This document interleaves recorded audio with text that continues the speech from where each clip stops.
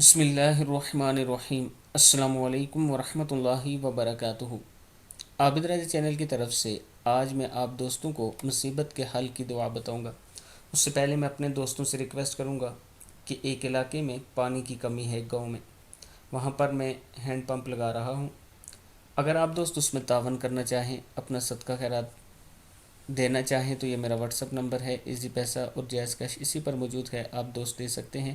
انشاءاللہ یہ میرا آپ سے وعدہ ہے کہ آپ کے دیے ہوئے پیسے ٹھیک جگہ پر استعمال ہوں گے۔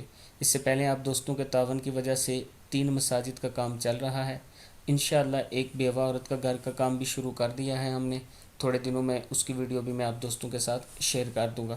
تو شروع کرتے ہیں۔ بسم اللہ الرحمن الرحیم۔ مسائل اور غم انسانی زندگی کا لازمی حصہ ہے۔